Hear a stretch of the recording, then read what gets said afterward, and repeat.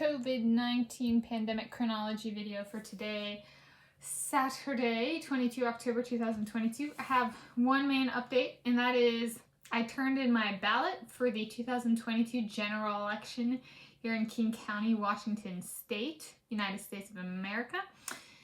And it's actually something I think I've only done during the pandemic, and it's partially just, well, it started in 2020, once I got my registration switched back over to Washington State.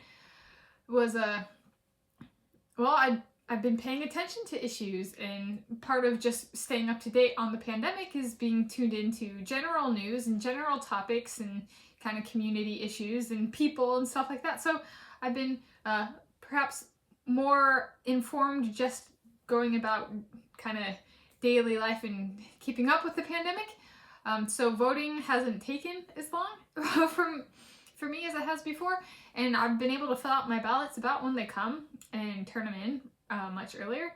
So I've actually already turned my ballot in for this election, and election day is the 8th of November 2022. So it's a 16 days off, so 17 days off. Something like that. Let's see. No, 9 plus 8, 17 days off. And so, yeah, it's a bit early. I've been getting my ballots in about this early each time, in part just because I have been staying informed because of the pandemic. An interesting observation is when I took my ballot in, I was in the parking lot. My Leonhardi was in the car with me. His name is Leon, and he did take my last name Leonhardi, so it's Leonhardi. Yeah. And we were in the car, and this couple we had just gotten back to the car, and I had gotten in the driver's side. I was driving, and then the people had parked next to me. So like, here's the driver's seat, here's the car, and they kind of saw me get in my car, and then they went. The person in the passenger side went to get in the car, and they were overweight, and they opened their door to get in the car, and they could not actually get in the car without hitting my car with their door. So they opened their door, hit my car, and then couldn't get in the car because they were overweight, and so they couldn't get in. And I checked my car when I got back, and there was no ding. But yeah, the car then backed up, and they opened the door, and then they got in the car. But that's something I'm sharing because I thought it wasn't something I had thought about before. Is with obesity rates high and overweight on the obesity or people being overweight at higher percentages than they have been before, the parking lot and parking stall sizes in parking lots, at least here. Here being the city of Shoreline, Washington State, United States of America, and other places too, I haven't noticed a systematic increasing in the size of parking stalls, but with people being bigger, the door needs to open further on a car for the person to be able to get in the car. So it's like, that was the first time I think I've actually made that realization of, oh, shouldn't parking lot stalls actually be bigger so people can get in and out of their car without hitting my car, for example, with their car door. So it was just an interesting observation. I was like, that's one way, right? That could potentially be a form of, if they wanted to go there, that could be potentially a form of discrimination, right? Because then it could be hazardous to safety, right? Like, not necessarily the most safe if they have to back up the car because the parking stalls aren't wide enough for them to get in and out of their car, right? And then kind of impede the flow of traffic. And that's not their fault, right? That's just the parking stalls staying a fixed size, kind of thing.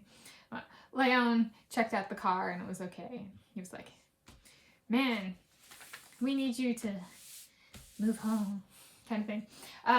But yeah, so my car's fine, but I was just the interesting observation in realization of, oh yeah, if a person is bigger, the door needs to be open a little bit for them to get into the car. And if the parking stalls stay the same size, that might, yeah. Huh.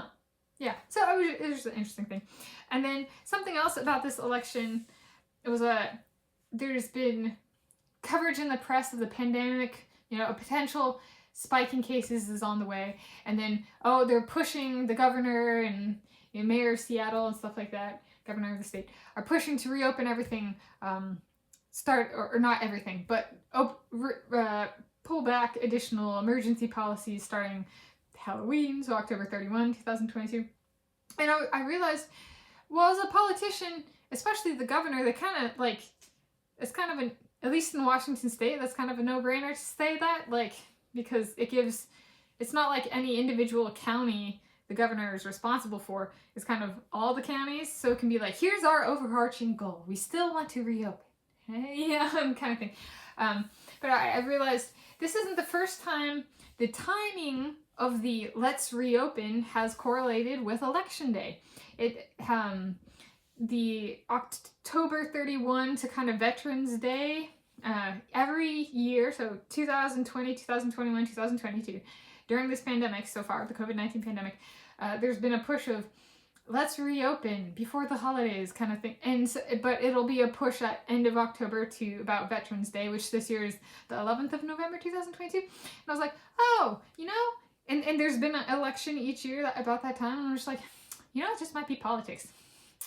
It's just taken me three election general or just general elections, to figure that out. That, look, there's a temporal correlation here between election day and when these politicians, be it a mayor or a governor or a senator or whatever, are trying to get things open.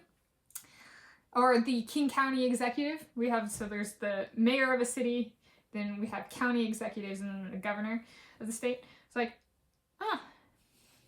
I hadn't realized, that makes sense. Or that's something that, because the pandemic is around, some voters vote based on the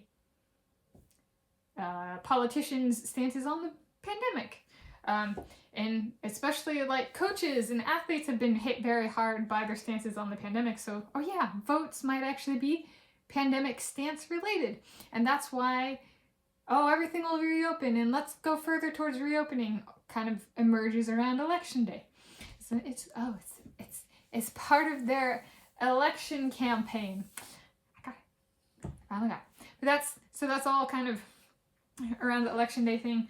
And then I guess I kind of started these day of reflections October 1st. And one of the first 2022, and one of the first videos I made was about people, kind of the social word chatter being the pandemic might be over by Veterans Day 2022, which in the United States of America, that's 11 November 2022. And so I guess there's a bit of, I'm going on with these videos each day. If the pandemic is still around and not over, then to 11 November 2022. And if it's still here, then I might not do one of these videos every day. I might do stuff related to the pandemic every day, but I don't know if everyday updates are necessary. Depends on what's going on. I can do reflections too. So yeah, but that's just my update for today, Saturday, 22 October 2022. Hope you're having a great weekend.